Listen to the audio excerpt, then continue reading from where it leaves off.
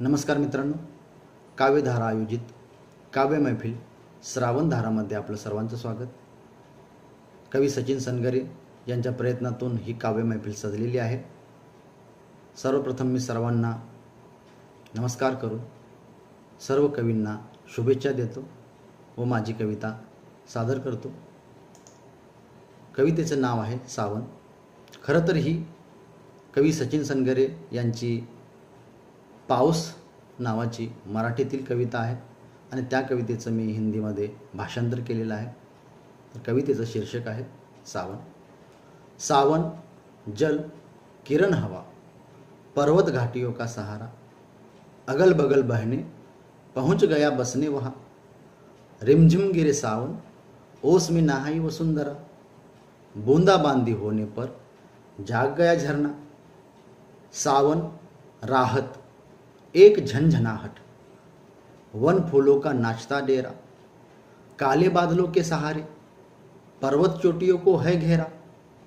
तेज सावन दमदार सावन, नदियों में घूमता बवंडर, तेजी से बहता जाता अब तो सिर्फ किनारों का सहारा। सावन मदमस्त मंद, कलियों में भरती उमंग, चारों दिशाओं में बांटती सुगंध, डूब गया उसमें सारा आसमंत। यानंतर मी माझी दुसरी कविता जी मराठीमध्ये केलेली आहे।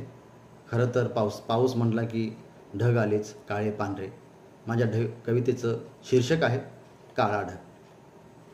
पाऊस आला अंगावरती घेऊन धारा, चिंब चिंब भिजवायला, दोघांना जवळ करायला। निमित्त होते पावसाचे, भेटीसाठी दिसायचे, एकमेकांकडे पाहून हसायचे, मग उगाच डोळे फिरवायचे।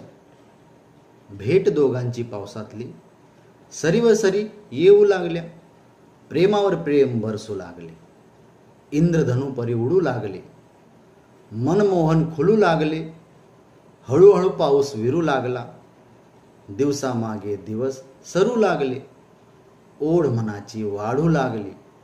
नाही आला पण सांगावा आला, विसर मला मी सर्व विसरले, लग्न जमले, सांगावा गेला अन वाटलं आयुष्यातला पाऊसच गेला।